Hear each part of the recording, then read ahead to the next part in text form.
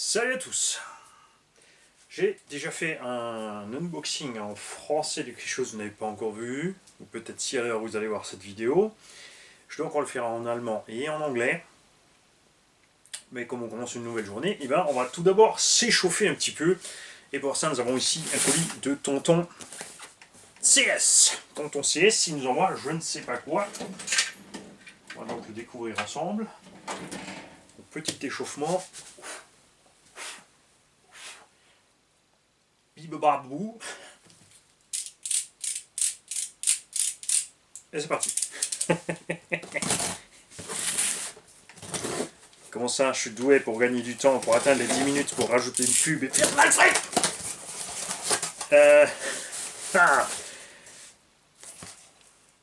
Alors, nous avons reçu des petits trous de Buggy 1/10.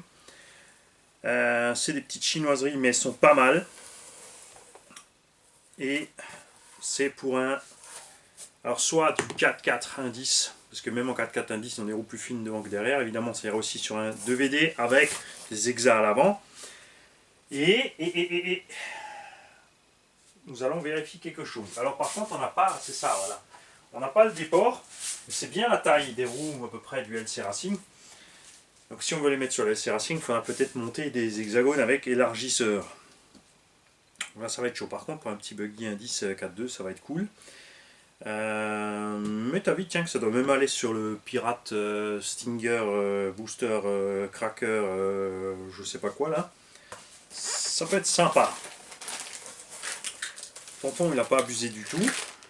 Nous avons un servo Power HD 1501 AMG, donc 15 kg métal, il ira très bien pour un engin pour débutants évidemment, c'est pas les plus rapides, mais sur les engins légers ils font le taf, évitez-les dans les 8e, ils crèvent. Un ventilo et un condo Hobby-Wing, un récepteur Etronix Pulse, alors Etronix Harry rebadge des radios, alors gaffe chez eux, gaffe, parce que, ou alors ceux qui les font, mais ils ont vraiment plusieurs systèmes d'émission et de récepteurs. Maintenant celui-là il est en FHSS. Donc il faut bien avoir la bonne radio avec le bon récepteur chez eux. Des fois ça y ressemble, mais ça marche pas. On a essayé ça avec quelqu'un qui était venu, il avait commandé un récepteur parce que le sien avait fumé. Souvenez-vous, c'était sur un petit Monster Truck, pas techno, mais Proline. Il avait reçu la mauvaise marchandise, en fait. Un truc de dingue jusqu'à ce qu'on ait chopé le bon récepteur et en plus ils sont pas donnés. Un ventilateur moteur 40 mm. Évidemment, quand on dit 40, ça se monte aussi sur un 42. C'est à toi de le comprimer ou de l'écarter un tout petit peu pour réussir à le mettre dessus.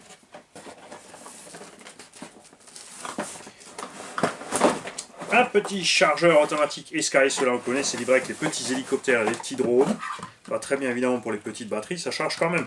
Alors il y en a certains qui font, la plupart font 800 mAh par pôle. Ouais, c'est ça, ça va jusqu'à 3S.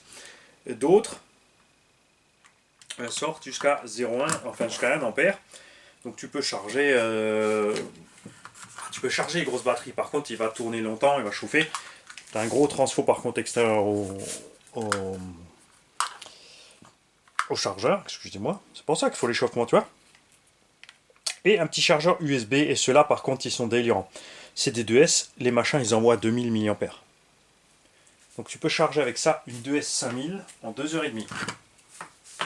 Évidemment, il faut avoir assez de patate de sortie sur ta prise USB. Si ta prise USB ne sort pas les 2,5, il n'y aura pas les 2000.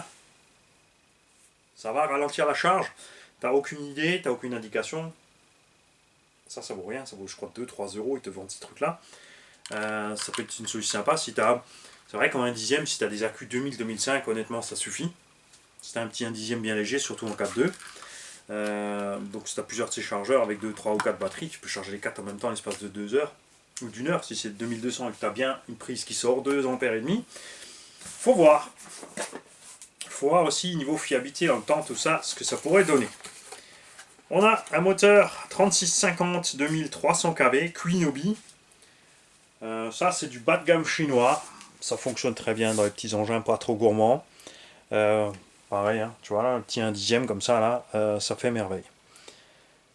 Les aimants sont très très faibles toujours. Ça veut pas dire qu'ils marchent pas les machins. Bon là, il nous a quand même mis un petit point d'interrogation dessus. Donc il y a peut-être un souci de fonctionnement. Est-ce que Christophe, tu peux, dans les coms, s'il te plaît, nous dire ça? Ça serait vachement sympa. Une boîte surprise. Non, vous n'êtes pas au courant, je l'ai pas reçu. Boîte surprise dans laquelle nous avons un 4282 2000 kV. Vous savez combien j'aime ce moteur. C'est pas le plus balèze en 2000 kV. Les V2 Léopard étaient par contre moins gourmands. Évidemment, du coup, moins de puissance. Et j'ai mis ça par exemple dans le Raptor, Really Raptor 6S, avec le même pignon qu'il y avait sur le moteur plus court, puisque le Bestio fait quand même 5 kg, surtout qu'on a mis les pneus du Moyave dessus, donc on augmente le stress sur la transmission, et la consommation, tout ça, parce que ça permet de rouler tiède. Avec les mêmes performances ou un autre, évidemment, on roulera peut-être chaud. Niveau conso final, il n'y aura pas forcément une grande différence. Il y a plus de couple. Pareil, je ne sais pas si on le sent vraiment en roulant. Hein. C'est pour les pilotes un peu plus fins. Moi, non. Mais je l'aime bien, par exemple, Moyave. Les engins qui avaient... Ouais, dès que ça dépasse les 5 kg, j'aime bien avoir des moteurs en 82 à bord. C'est pour ça que je les ai mis dans le Raptor. Dans le Moyave, ça va bien, même si là, pour l'instant, j'ai un 1800, parce que j'ai un 1800 capteur et en 82 mm, j'ai pas trouvé encore de moteur à capteur. Je sais pas si Castel vont nous sortir la gamme avec le capteur en 1008. Ils avaient à l'époque un 1582 et maintenant ils ont fait le 1650, tu me diras, mais ouais. Ouais. Vous croyez que je devrais passer mon petit Moyave en Castel? À voir. Excellent état. Il a servi monter sur du M4. Je crois, mon très cher SST, que nous venons de trouver ton moteur. Ouais, je sais, faut que je change les ressorts. Vous en faites pas, j'ai déjà prévu une gamme de ressorts à ce sujet. Chez Kakapit, on trouve différents ressorts. Ici, des ressorts qui se montent sur du SC8 à spire progressive, mais quand même plus balèze que les origines. Et ici, pour Hyper SST standard, on a... Ouais, ils sont quand même plus durs ceux-là. Ceux-là sont plus joueurs. On va tester, hein. Ouais, ils sont plus durs ceux-là. Quoique. Et j'ai pris les deux types pour tout simplement tester. C'est un véhicule de loisir, donc des spires progressives. Enfin, de toute façon, même si un véhicule de compète, je comprends pas que les constructeurs fassent pas plus de ça, de spires progressives. Puisque tu as une partie souple dans le ressort. Ça, c'est une partie très souple, regarde. Très très molle. Et dès qu'elle est comprimée, par contre, tu passes en version, là, tu es sur le ressort normal. Et ça sert à quoi, ce petit débattement-là? C'est quand tu délaisses, quand tu lâches tes gaz, ton véhicule est relâché. Et là, généralement, il commence, quand tu as des ressorts qui sont relativement fermes, ton véhicule sautille. Là, ça te permet d'avoir un ressort ferme pour les sauts. Et de quand même avoir des mini-réactions de suspension. Ce qui fait défaut, par exemple, au UFRC Growler. Ouais, au Growler et au Lapin Fantôme. Tu me vois? Tu me vois plus? Comment ça, tu m'as vu quand même? Trop de café! Trop de café! Et le Max 6 qui va avec. Et ça tombe bien, parce que souvent en ce moment, on revient à la question, parce que, toute évidence, on a une chaîne qui a exagéré l'utilisation des combos, ou leur capacité, leur utilité, ou je ne sais pas quoi. Parce que généralement, c'est comme ça, ou des posts ou des forums, hein, je ne sais pas. Moi, je parle de chaîne maintenant parce que je suis sur une chaîne. Les gens qui demandent, ouais, est-ce que c'est vraiment obligatoire de monter ça? Ça, t'en as absolument pas besoin en fait. Ceci marche très bien sans cela. Tu peux l'ajouter. C'est surtout pour les gens, on va dire, qui demandent plus au matos. Si tu fais de la compète et que tu roules en 4S avec des gros pignons, parce qu'il te faut de la Vmax un peu en haut sur la ligne droite ou en l'air pour l'assiette, mais que le reste du temps tu veux être coupleux et tirer en bas, là tu peux monter ça. Pour ceux qui font des speedruns, et encore même pour les speedruns, ces condos sont franchement ridicules. Et même moi, quand je fais des speedruns, je préfère mettre un setup. Après, quand tu es lié à une réglementation de S3, S4S et que tu veux tirer un max dessus, il faut faire ce qu'il faut. Moi, j'ai pas ce problème, donc je préfère faire des engins qui vont vite, mais qui sont capables d'aller vite sans chichi. Tu vois, sans ajouter télémétrie, turbo, truc muche, machin, bidule. Juste un gros combo, beaucoup de S, et tu peux utiliser en toutes conditions. Comme par exemple la différence entre une Porsche et une Lambo ou une Ferrari. La Porsche, tu peux utiliser tous les jours pour faire tes courses, pour les boulots. Lambo ou Ferrari, t'évites. Parce qu'ils sont. T'es pas à l'aise. Tu vois la différence? Ça peut tout faire. C'est ce qui est sympa. Et. Mister. Il va dire le nom de famille. Mister Christophe, qui a nouveau exagéré.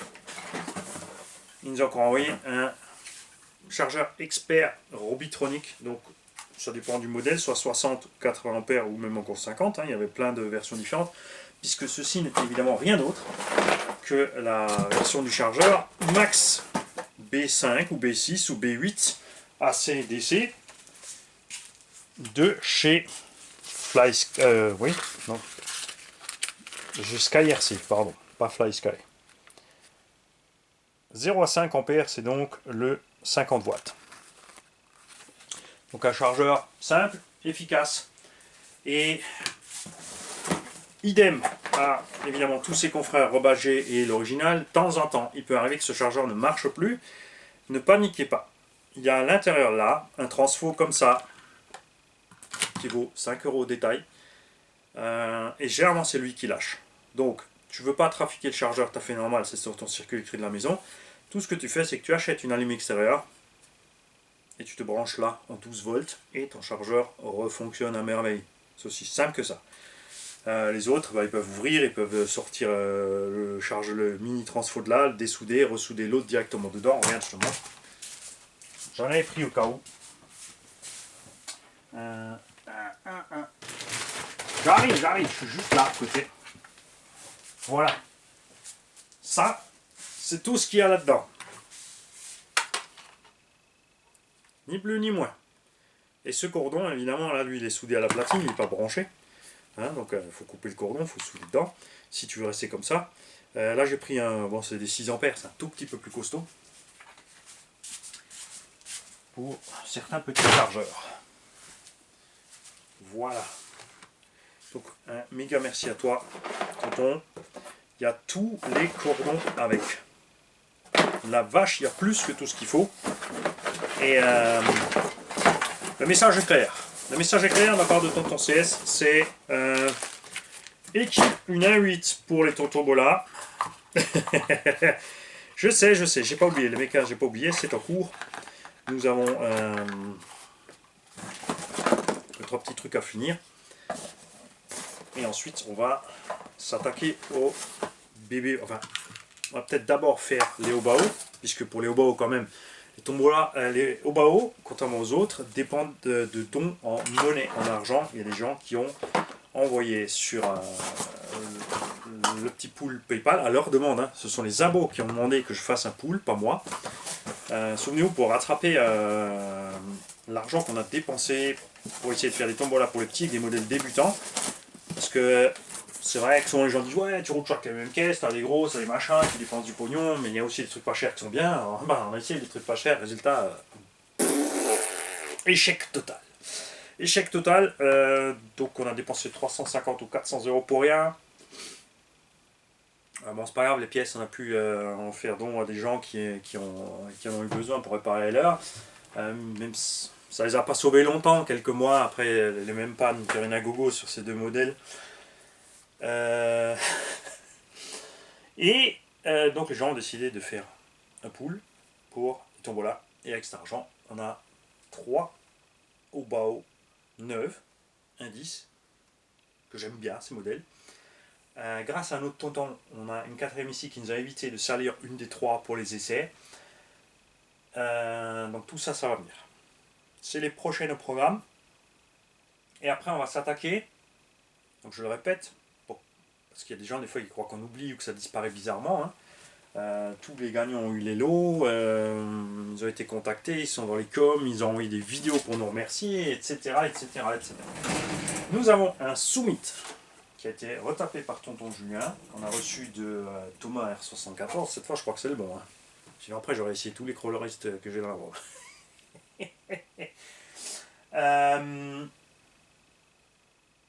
Je crois que c'est lui. Je suis plus sûr. En fait. Il va encore se marrer, mais c'est pas grave. Donc ce Summit, on l'a remonté en charbon, parce qu'on l'avait reçu en charbon. Entre temps, on a reçu tellement de matériel il n'est pas encore fait. On a reçu les micro-servos pour les switches, on en a reçu plus que ce qu'il faut, donc il y aura même de la réserve. Donc on va refaire ce Summit avec les micro-switches, on va passer en brushless, mais attention, je vais mettre un brushless vraiment tout cool, puisqu'il n'a pas couronne et pignon dans les diffs qui sont renforcés. De l'autre côté, vous me connaissez, ça me démange d'acheter ces deux couples coniques et d'ouvrir rapidement. Ouais, rapidement, oui, je sais, les mecs qui se disent le mec il ouvre rapidement un Summit, il va falloir qu'il m'explique. Si, j'ai le tuto pour vous montrer comment on arrive rapidement au diff sans démonter, enfin en démontant un minimum de la machine, pour enlever juste un demi-train, pour réussir à atteindre ce couple conique et le remplacer par un renforcé, juste histoire de toujours... Non, ça ne veut pas dire que je vais mettre un brushless exagéré après derrière, mais juste pour être sûr que l'utilisateur n'est pas d'ennui. Quoique, on avait déjà essayé franchement avec un 4274 en 2000 kV sur le Summit d'un collègue avec tous les cartes en plastique, toute la transmission d'origine. Franchement, il a fait l'année, sachant qu'il n'abusait pas justement sur l'utilisation de sa machine. Hein. En 4S, d'origine, donc VMAX 55-60, pas de saut de fou, pas de freinage, accélération brutale, pas de tentative de back front flip, etc. Tout ça. On a un Kyosho Rampage, donc un short course de VD. Bon, c'est du 1.10, mais c'est quand même taille déjà un 8 à faire à côté. On a un Erevo 1 à faire, qu'on va équiper en brushless aussi. Là, il y aura tous les tutos de démontage, remontage en allemand, le jeu en allemand, ça n'empêche pas les Français de jouer, parce qu'on a reçu cette machine de la part d'un Allemand. On a un Hobby King Berserker, qui est arrivé fraîchement. On y mettra à bord, je vais sortir le Vario à capteur de là, parce que peut-être le mettre dans le Summit, tout simplement, mettre un Vario 4S compact là-dedans, léger, et un moteur 4S pas trop violent dedans. Peut-être si j'ai encore un moteur, je crois d'origine d'un Obao qui traîne par là, ce ne sont pas surpuissants ces moteurs, avec un rapport pas trop grand. Le but est de faire une machine ouais, on va toper à 60, allez, on va dire, de fait, pour que cette machine puisse rester belle encore. il y a des pièces de rechange fournies avec par un qui nous a envoyé ça, il a exagéré. On a plein de pièces de rechange avec, mais sinon la fabrication est arrêtée. Alors, chez Hobby King, l'engin existe toujours encore, est toujours encore disponible chez certains fabricants en Chine. Mais bon, c'est pas rigolo si tu pars les pièces et que tu es tout le temps en panne. Hein. Ça sera de l'engin vraiment pour les tourneurs en ovale dans la prairie. Tu as juste envie de se faire plaisir à tourner en ovale, quelques petites axelles, du circuit, du changement de position, des petits sauts en longueur tranquille. Comme toutes les machines ZD, hein, comme le Pirate 3 qui est aussi là, qui va aussi partir en tombola, c'est pareil. Vous avez vu, on a fait des sauts, du coup le châssis est déjà plié. C'est des sauts pas exagérés, pour ce que moi j'ai l'habitude de faire comme utilisation avec mes RC. Les gens qui font de la RC pas comme nous, pour eux, ils ont déjà trouvé ça un peu trop fort. Et c'est pour ça que c'est important d'avoir, je le répète sans arrêt, hein, mais c'est pour vraiment tout le monde comprenne, et puis tout le monde ne voit pas toutes les vidéos, le retour des utilisateurs. Parce que pour moi, c'est une utilisation normale, pour la plupart, tu vois, déjà, en fait, c'était trop. Et c'est important d'avoir ces différents points de vue pour qu'on se comprenne quand on parle de fiabilité ou de pas fiabilité. Hein, tout simplement. Donc, le Pirate 3 aussi va arriver en tombola, en taille 1.8, et puis bon, enfin, après, on passe en 1.7. Ouais, on a un Sen Reaper. Il est toujours là, vous en faites pas. Il n'est pas vendu, il est derrière la caméra là. Avec son matériel qu'on va retaper. Et puis, ouais, il y aura certainement encore des surprises. Je dis pas. Et quoi encore? J'ai oublié que j'ai un châssis neuf de Revo 2 à préparer. Et plein d'autres trucs. On a le summit de Jérôme qui attend plus d'un mois. Après, il a fait une erreur fatale. J'avais dit j'ai pas le temps, il a dit c'est pas grave, j'en vois quand même, bon, tu trouveras peut-être un créneau. On a dit ouais, on va essayer. Et l'erreur fatale, tu ne dis jamais à un mécanicien, ça ne presse pas. Bah oui, c'est pas ma faute. Évidemment, oui, c'est ma faute. C'est clair, c'est ma faute. Je dis pas le contraire. Mais entre-temps, j'ai plein de nouveaux joujoux qui sont arrivés qui n'étaient pas prévus, donc tu as envie de jouer avec les nouveaux joujoux. Lui, il comprend aussi. Mais à ce moment-là, on va pas avancer. Il faut vraiment que je me bouge. On attend impatiemment des nouvelles aussi d'un de nos abos qui a, souvenez-vous, la RS4 Sport, qui a pris aussi une machine à Papa RC, donc monsieur David Duvivier. Donne-nous tes nouvelles, dis-nous comment tu vas, et on attend impatiemment que tu sois rentré à la maison et qu'on puisse t'envoyer tout ton matériel et avoir, je l'espère, grand plaisir pour partager avec tout le monde des vidéos de toi qui utilisent ton matériel enfin, parce que ça fait très longtemps aussi qu'on attend que tu l'utilises. C'est pas pour l'utilisation du matériel, ça fait très longtemps qu'on attend que toi tu sois en état d'utiliser. On pense tous à toi, David, évidemment. On t'oublie pas. Les mecs, je vous souhaite une belle journée. J'attends aussi impatiemment, parce qu'on parle d'attendre impatiemment, les vidéos de Fran, qui a gagné le Hérévo de la Tombola Mico RC 08, avec la carreau Alsace verte. On attend déjà qu'elle nous fasse une belle déco sur cette carreau. Et elle n'est pas habituée à rouler en voiture. Elle est habituée à l'ICO, drone, machin. Donc je suis pas inquiet quand elle va faire des sauts. Tu vois, elle, c'est la personne où je serais plutôt tenté à dire, mais tout de suite des rampes comme ça. Et on voit le bordel. Parce qu'elle, elle sait atterrir. Nous, on est bon pour se cracher. Tout simplement. Salut tout le monde.